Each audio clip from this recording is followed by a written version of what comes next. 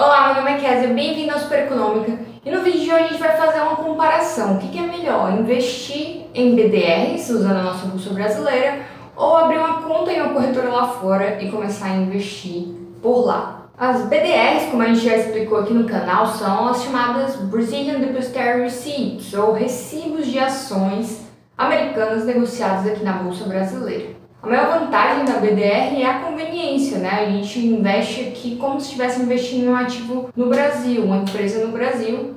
Então a gente não precisa abrir uma conta lá fora para fazer esses tipos de negociação. Além disso, as BDRs elas são negociadas por volta de R$30, então é um valor bem acessível de entrada. E investindo em BDRs a gente vai ter sim uma exposição ao mercado americano, porque o valor da BDR ele vai ser relacionado ao valor em dólar da ação. É importante levar em consideração também que as BDRs elas são, na maioria das vezes, frações de uma ação. Então, por exemplo, a gente vai ter 5 BDRs para uma ação lá fora, por exemplo. Então, é mais ou menos assim que as BDRs funcionam. E quando a gente investe lá fora, tem uma vantagem em algumas cobranças que a instituição depositária da BDR, né, uma instituição que estrutura a BDR, ela cobra. Além disso, no longo prazo, a gente tende a pagar menos taxas, como a gente vai ver nesse vídeo de hoje. Então vamos falar nas vantagens gerais das BDRs, né? Então a principal vantagem, como eu falei, é a comodidade de a gente investir em reais em ativos em dólar. Então a BDR é sim, digamos, uma proteção contra a inflação, mas a BDR ela não é uma ação em si. A gente pode sim fazer a troca de uma BDR por ações, caso a gente necessite ou caso o programa de BDRs termine. Porém, a BDR é um recibo de ação, então é como se fosse um direito que a gente tem sobre uma ação. E para isso a gente tem um intermediário, que é a instituição que estrutura a BDR. Uma das grandes vantagens também da BDR é que a gente não precisa fazer uma remessa para o exterior para a gente investir. Quando a gente faz uma remessa, né, normalmente a gente paga o IOF, que é o Imposto sobre Operações Financeiras, e a gente também paga um spread, que a corretora normalmente cobra. Então, a gente tem sempre, quando a gente manda dinheiro para o exterior, tem essas taxas envolvidas. Então, quando a gente investe diretamente em BDRs, a gente não vai ter cobrança de IOF. Porém, quando a gente recebe dinheiro ou dividendos da BDR, a gente vai ter sim uma cobrança de IOF, quando os dividendos vêm para a gente. Tem uma cobrança de mais ou menos 3 e alguma coisa, 3% da instituição que estrutura a BDR, né? Ela faz esse pedágio, mais o IOF para essa conversão do dólar para o real. Então tem esse IOF embutido aí quando a gente recebe dividendos de uma BDR. E um assunto não tão falado sobre investimentos no exterior é no caso da sucessão, né, da herança. Quando a gente tem mais de 60 mil dólares lá fora em investimentos e caso a gente morra ou queira passar esse patrimônio para um herdeiro, a gente vai ter uma cobrança de 45% de imposto sobre essa transação, essa transferência. E quem investe em BDRs não precisa se preocupar com isso, né? Como o investimento é aqui no Brasil, então esse imposto de 40% não é exercido. E por outro lado, as BDRs elas também têm alguns pontos negativos. Um ponto negativo que eu não concordo muito, mas as pessoas comentam bastante, é sobre a variedade de ativos. Quando a gente investe lá fora, a gente tem acesso a todos os ativos, todas as empresas, fundos, commodities que são negociados nas bolsas de valores dos Estados Unidos, né? Atualmente tem 13 bolsas americanas, né? Existem 13 bolsas americanas. Então a gente tem acesso a tudo isso.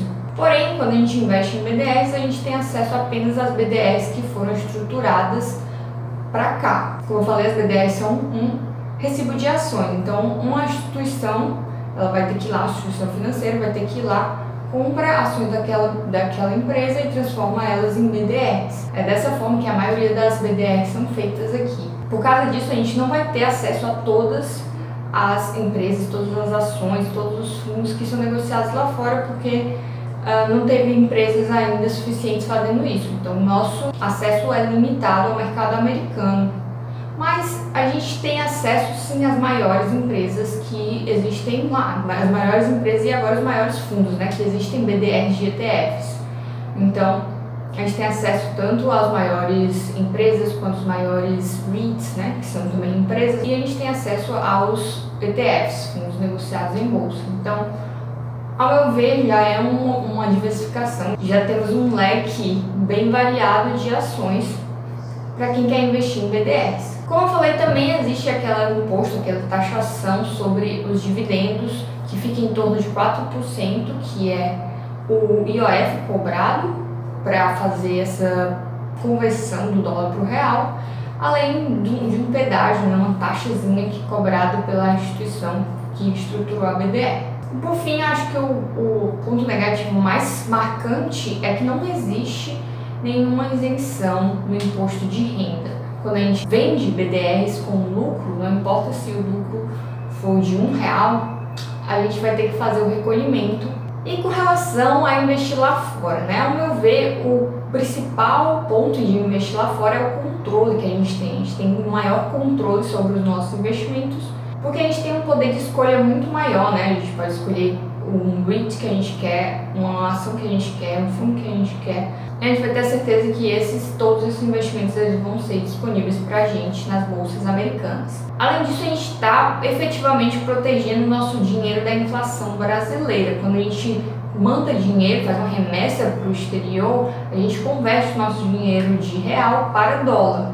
E o dólar em si já é uma moeda forte, então a gente já ganha essa proteção com a inflação. Quando a gente investe, a gente consegue até ganhar mais, acompanhar a inflação lá fora também. Além de se proteger da inflação brasileira, a gente ainda consegue se proteger da inflação americana quando a gente coloca o nosso dinheiro no mercado financeiro, na bolsa de valores. Além disso, não tem muitos empecilhos para a gente abrir uma conta no exterior, porque é muito mais fácil hoje em dia. Com o nosso celular, mesmo no nosso smartphone, a gente pode abrir uma conta. As corretoras mais conhecidas que a gente tem hoje, que servem aqui o público brasileiro, são a Avenue e a Passfolio. Inclusive, eu já fiz um vídeo sobre elas aqui, comparando, dizendo que hoje em dia eu invisto pela Passfolio, mas já tive conta na Avenue no passado.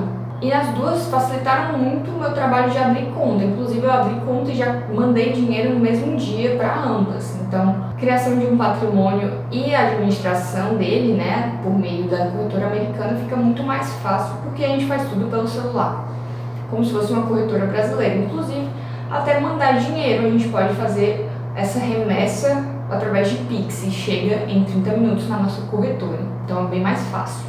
E eu acho que a cereja do bolo é a isenção que a gente tem em ganho de capital, né? Quando a gente vende alguma ação, algum REIT ou algum ETF lá fora, a gente tem sim uma isenção de R$35 mil por mês naquela venda. Então, se eu vender R$30 mil em um REIT com lucro, não preciso pagar nada de imposto de renda.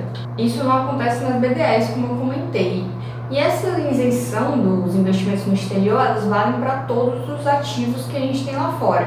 Vale para as stocks, né, que são as ações americanas, vale para REITs, que são empresas que investem em imóveis, vale para ETFs e vale também para criptomoedas, principalmente o Bitcoin, né, que é a mais famosa.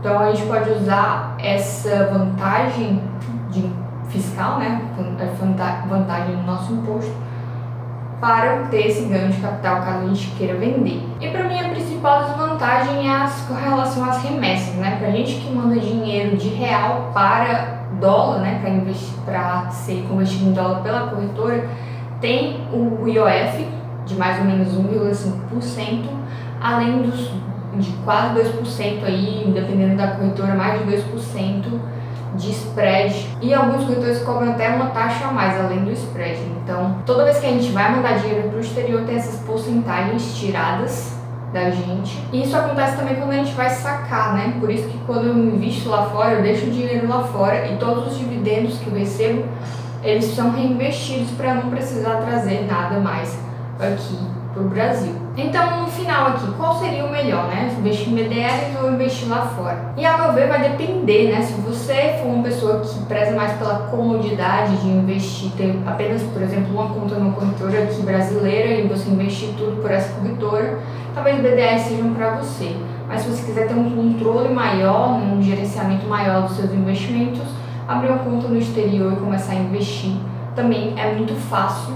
já que a gente pode fazer tudo pelo nosso smartphone, que a gente tem acesso a um mercado bem maior do que a gente tem aqui no Brasil. Não esqueça de deixar a sua opinião aqui embaixo, se você concorda que BDRs são melhores ou investir lá fora é melhor. Se esse vídeo trouxe valor para você, considere curtir e assinar o canal. E até logo!